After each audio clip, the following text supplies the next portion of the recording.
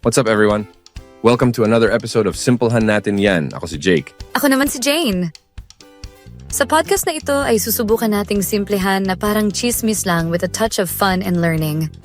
That's right, mga kaibigan. So para sa topic natin ngayon, lagi nating naririnig pero parang nosebleed kung i-explain. Tech terms! Phones, computers, internet, ang dami nating ginagamit. Pero be honest, Jane, naiintindihan mo ba lahat ng mga terms? Ha! Jake, sa totoo lang, ano ang IMEI? Palang, tulala na ako. Kaya good news, we're bringing in an expert to simplify this for us. Let's welcome Sir Boyet, our tech-savvy genius. Salamat, Jake and Jane. Excited akong makichika about tech terms. Let's make this fun and simple. Pero bago ang lahat, babatiin ko muna ang lahat ng inyong tagapakinig. Hello po sa inyong lahat. Sir, welcome po at salamat sa inyong paunlak sa aming programa. Sir, bago po ang lahat, ask ko lang po kung IT po ba ang inyong background? Ay, hindi po, Sir Jake. Isa po akong graduate ng agriculture at naging computer enthusiast lang po ako. Kaya natuto kasi curious po talaga ako sa mga bagay-bagay. How things work, kumbaga. Wow! So yun mga guys, isang perfect example si Sir Jake na kahit hindi ka IT graduate ay pwede mong matutunan ng mga gadgets or ano paman basta't interesado ka po. Tama ka dyan, Jane. Si-start na po natin, Sir Boyet. Let's start with IMEI. Ano nga ba ito? Bakit ito importante? IMEI stands for International Mobile Equipment Identity. It's like your phone's fingerprint. Ang bawat cellphone may unique na 15-digit number or IMEI number. No duplicates ever! Kaya kung may magnakaw ng phone mo, pwedeng matrack at mablock yan using its IMEI. Dito sa Pinas, ginagamit ito ng mga telcos to block stolen phones. Very useful, lalo na kung naglaho ang phone mo sa jeep. Kaya ingatan mo yan, parang ex mo na may access sa lahat ng sikreto mo! So kahit na manakaw ang CP mo, basta't napablock mo na yan sa provider mo, hindi na nila magagamit ang CP na yan. Ha! Ha! Ha! Wow! So may pang-detect pala ng mga chismoso na magnanakaw. So dapat pala nating alamin at isulat at itago ang email natin for safety. Love it! So paano po namin malalaman ang IMEI ng CP namin? Simple lang po, Sir Jake. Dial mo lang ang asterisk number 06 number sa cellphone mo at lalabas na agad ang IMEI number mo. I-screenshot mo na agad o kopyahin mo na. Wow, ganun lang pala kadali. Sige, sir. Next natin yung RAM at ROM. Ano ba ito, sir? RAM is like your computer's short-term memory.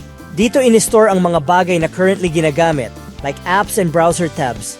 The more RAM you have, the smoother your multitasking. Dito sa Pinas, marami ng computers at CP ang may 8GB or more na RAM, which is great for students and professionals. Isa lang fun fact, kaya mong mag-open ng 50 tabs sa Chrome pero please wag mo i-try. Hey! Guilty ako dyan.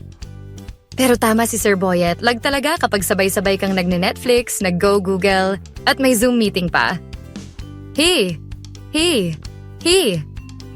So, sir, the more RAM at ROM you have, the better ba ang performance ng device mo? Ay oo naman, lalo na kung malaki din ang hard disk o storage device ng gadget mo.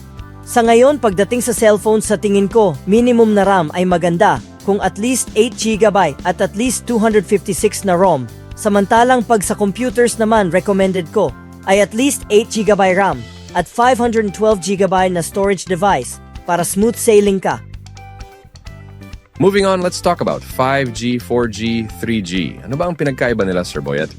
Simple lang yan, Jake. Imagine mo na lang 3G is like tricycle speed, 4G ay parang kotse at 5G. Jet plane! Mas mabilis, mas stable.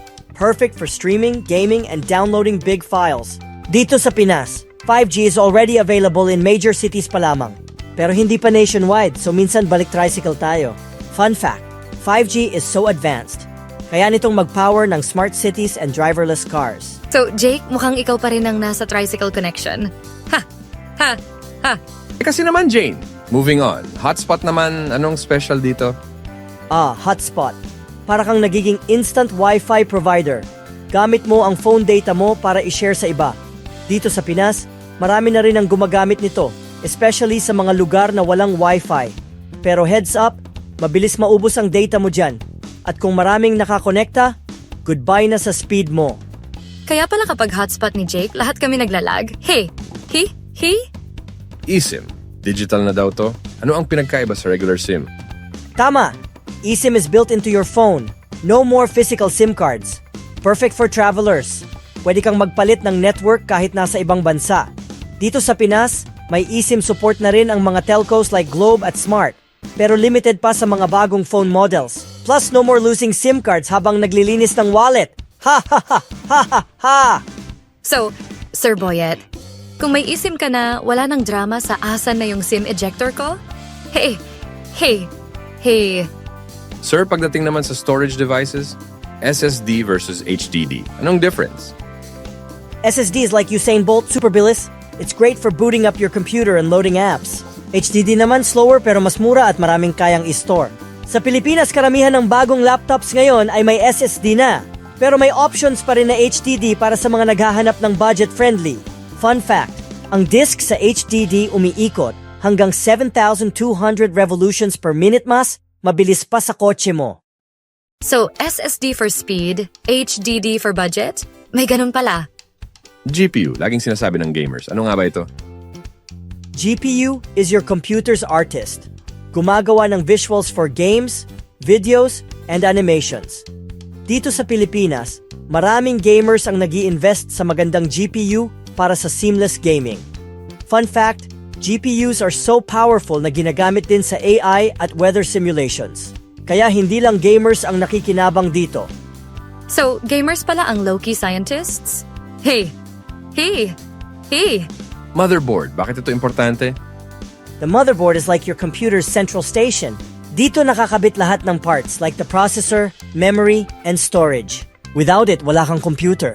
Dito sa Pilipinas, kahit budget builds ng PC, ang motherboard ang tinitignan para sigurado compatible lahat ng parts. Fun fact, kaya ito tinawag na motherboard kasi siya ang nag-aalaga sa lahat ng components. Parang nanay na house manager. Ha! Ha! Ha! Last but not least, CPU. Bakit siya ang tinawag na brain ng computer? The CPU does all the thinking. Every click, every command, siya ang nagpa-process. Sa Pilipinas, affordable CPUs like AMD Ryzen and Intel Core series are popular for budget builds.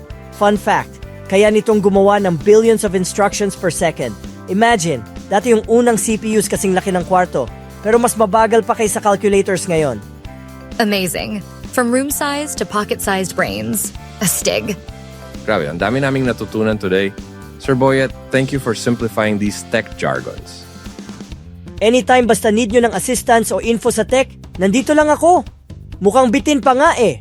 Basta tech, simplehan natin para di nakaka-stress. To our listeners, kung may gusto pa kayong ipasimple, comment lang kayo. And don't forget to like, share, and subscribe. This has been Jake. And Jane. Maraming salamat sa pakikinig sa Simplehan Natin. Huwag kalimutang i-like, i-share, at mag-subscribe. Stay healthy, mga kababayan. Maraming salamat sa pakikinig nyo. Take care and God bless you all.